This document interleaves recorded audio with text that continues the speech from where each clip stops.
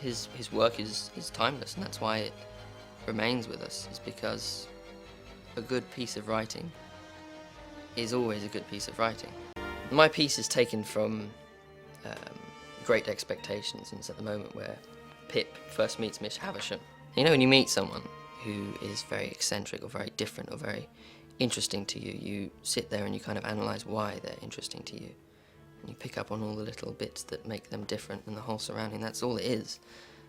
But it's done in such detail that it just kind of flows, but leaving you enough room to imagine the rest.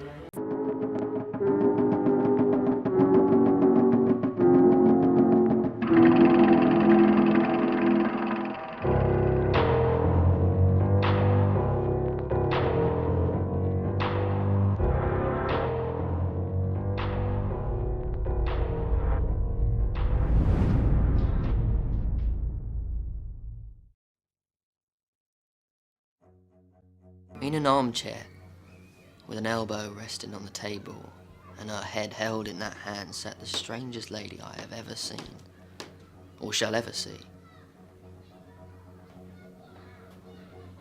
She's dressed in rich materials, satins and lace and silks, all of white.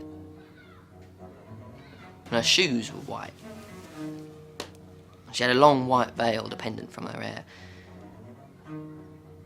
And she had bridal flowers in her hair, but her hair was white.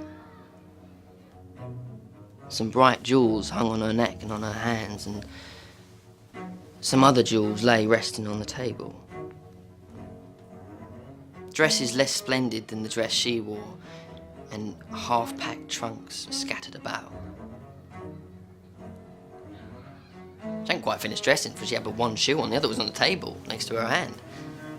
And her veil was but half arranged, and watch and chain not put on,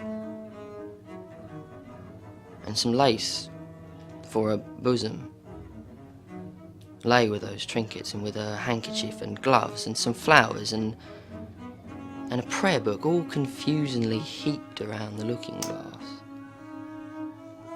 Now, it wasn't within the first few moments that I saw all these things, though I saw more of them in the first moments than might be supposed.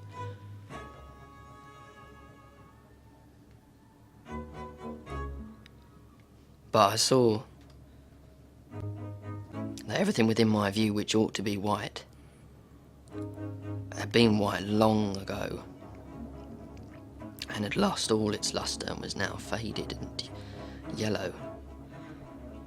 And I saw that the bride within the bridal dress withered like the dress and like the flowers, and there was no brightness left but the brightness of her sunken eyes. And I saw that the dress had been put upon the rounded figure of a young woman, and the figure upon which it now hung loose had shrunk to skin and bone. I should have cried out if I could.